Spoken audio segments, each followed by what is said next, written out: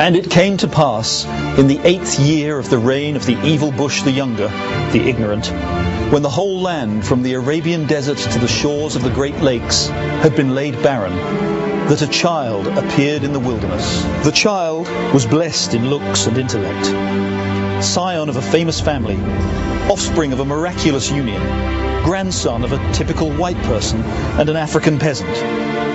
And yea, as he grew, the child walked in the path of righteousness, with only the occasional detour into the odd weed and a little blow. When he was 12 years old, they found him in the temple in the city of Chicago, arguing the finer points of community organization with the prophet Jeremiah and the elders.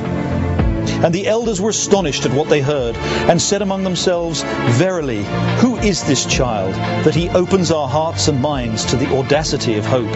In the great battles of Caucus and Primary, he smote the conniving Hillary, wife of the deposed King Bill the Priapic, and their barbarian hordes of working-class whites. And so it was, in the fullness of time, before the harvest month of the appointed year, the child ventured forth, for the first time, to bring the light unto all the world. Thank you. He travelled fleet of foot and light of camel, with a small retinue that consisted only of his loyal disciples from the tribe of the Media. He ventured first to the land of the Hindu Kush, where the Taliban had harboured the viper of Al-Qaeda in their bosom, raining terror on all the world. And the child spake, and the tribes of NATO immediately loosed the caveats that had previously bound them. And in the great battle that ensued, the forces of the light were triumphant. For as long as the child stood with his arms raised aloft, the enemy suffered great blows, and the threat of terror was no more. From there he went forth to Mesopotamia, where he was received by the great ruler Al-Maliki.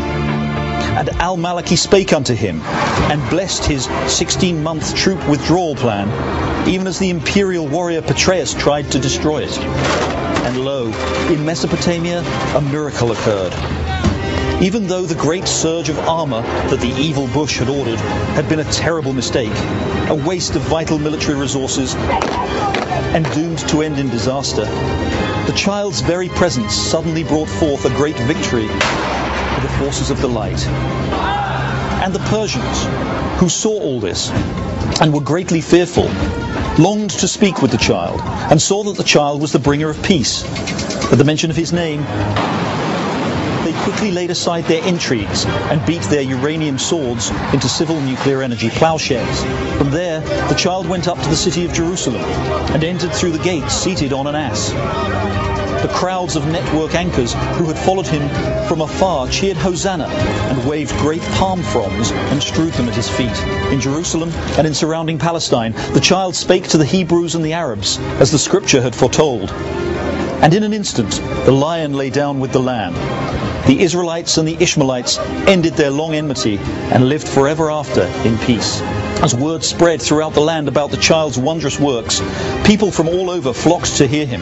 Hittites and Abbasids, Obamacons and Mechaniacs, Cameroonians and Blairites. And they told of strange and wondrous things that greeted the news of the child's journey. Around the world, global temperatures began to decline, and the ocean levels fell, and the great warming was over.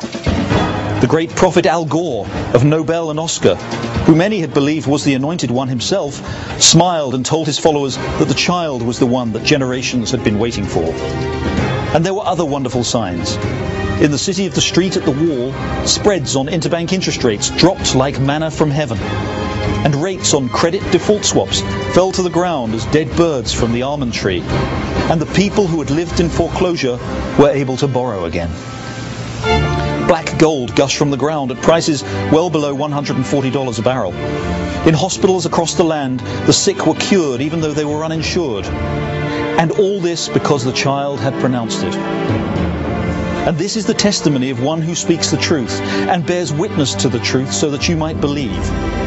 And he knows it is the truth, for he saw it all on CNN and the BBC and in the pages of the New York Times. Then the child ventured forth from Israel and Palestine and stepped onto the shores of the old continent. In the land of Queen Angela of Merkel, vast multitudes gathered to hear his voice, and he preached to them at length. These now are the walls we must tear down. But when he had finished speaking, his disciples told him that the crowd was hungry, for they had had nothing to eat all the hours they'd waited for him. And so the child told his disciples to fetch some food, but all they had was 5 loaves and a couple of frankfurters.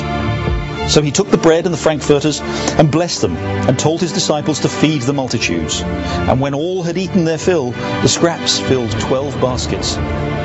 Thence he travelled west to Mount Sarkozy. Even the beauteous Princess Carla of the tribe of the Bruni was struck by awe, and she was great in love with the child, but he was tempted not. On the 7th day, he walked across the channel of the Angles to the ancient land of the Hooligans.